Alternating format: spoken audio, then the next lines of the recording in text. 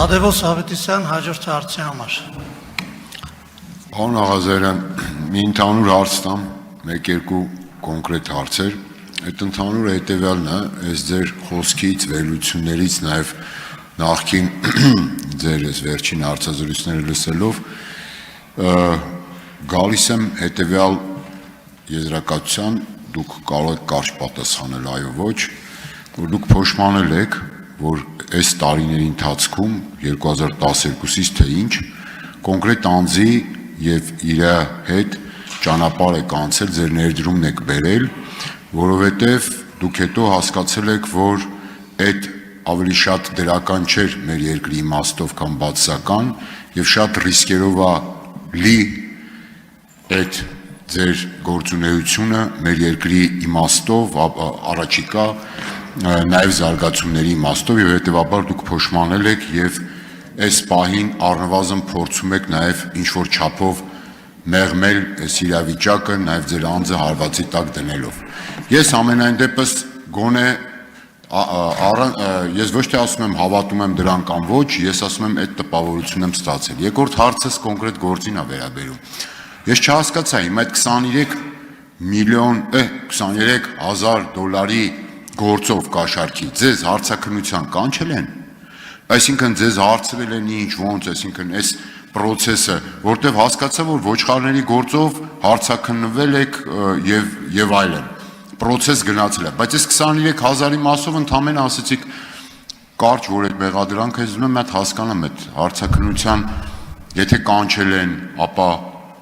այս ինչ հիմա եք ասում, այդ ամբողջը ներկայացրել եք, որտեղ միջնորդության մեջ էլ, Տիկին Դատախազի ասացի մեջ էլ, ոնց որ թե այն չէր, ինչ որ դուք եք ներկայացնում։ Նա առիթ է, այդ ներկայացրեք։ Վերջից սկսեմ, պարոն Թադևոսյան, ուրեմն 23,000 ենթադրյալ կաշառքի գործով ես չեմ հարցաքննվել, չեմ կանչվել,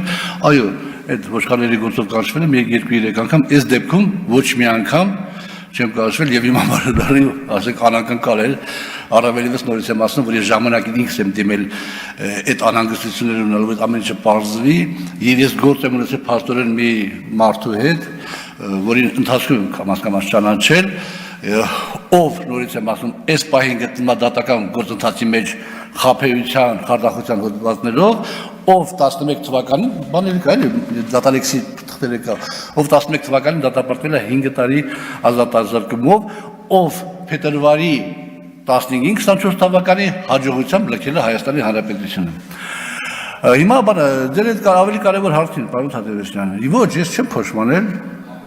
չեմ փոշմանել, որովհետև ես միշտ եւ իմ որևէ հարցազրույցում որևէ մեկը չի կարող գտնել այդպիսի երանգ,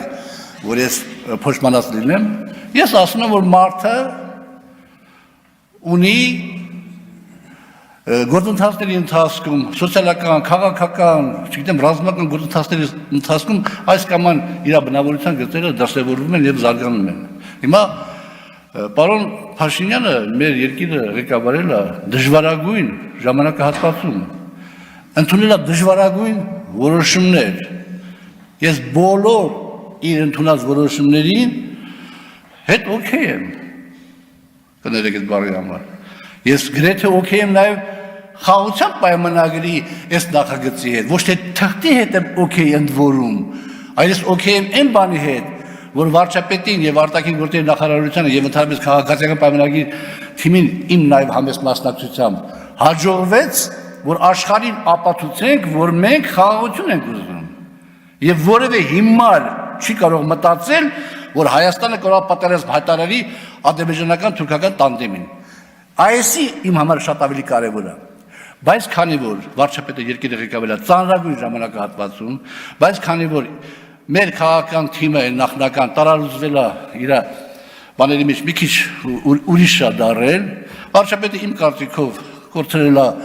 վստահությունը շատ-շատերի նկատմամբ եւ հետեւաբար եթե ինքը վերարտադրվի նորից որպես վարչապետ, ապա ինքը կդառնա ավտորիտար ղեկավար դառնալու դեպքում այս օրվա պայմաններում դա շատ վտանգավոր կլինի մեր պետականության համար։ Ես իմ համեստ ներդրումը պետք է բերեմ, անեմ ամեն ինչ, որ ինչքան որ կարամ, որ չվերարտադրվի պարոն Փաշինյանը։ Հակասություն չկա իմ ասածների մեջ, լրագրողների նման բաները։ Արձագանք։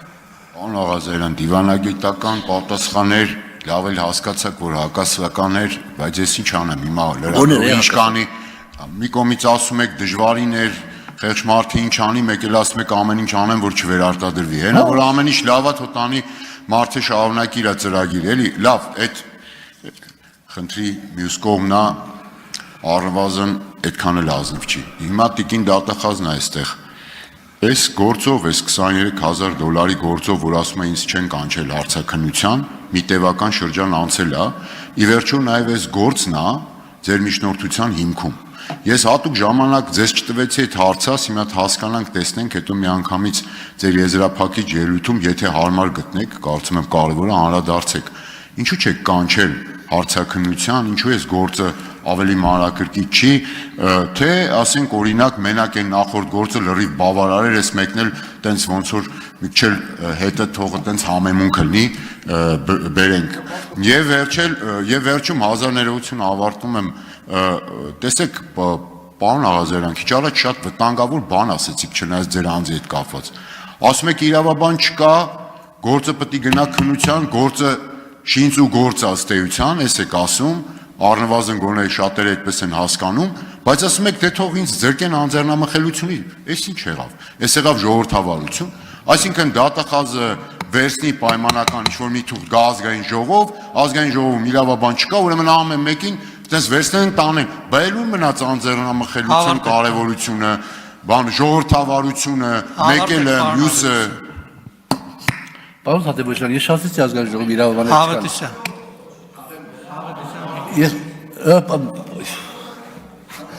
Պարոն Ավետիսյան, կներեք, ես ասեցի, որ ազգային ժողովում չկան իրավաբաններ, քաղաքացիական պայմանագիր խմբակցությունում չկան իրավաբաններ նաև, ես ասեցի, որ մի քանի հոգի են, քիչ են, իսկ մյուսները իրավաբաններ չեն, եւ շատ դժվար կա, ես ինքս 20 անգամ կարդացել եմ այս բացատրուկը, չեմ հասկանում, որից հետո որ բանա հստակ բաներ ասեմ, հետեւաբար ես համարում եմ, որ տրամաբանական կլինի, եթե իմ պարզաբանումները այդքան էլ չէին կամ դատախազին տված հարցերի եւ պատասխանները այդքան էլ բան չէին, որ յուրաքանչյուրը կարակողմ որոշի իր քվեարկության բանում, բնականաբար ես ասում եմ, որ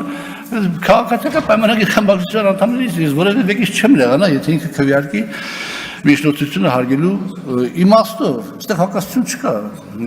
բացարձակ հակասություն չկա, շնորհակալություն։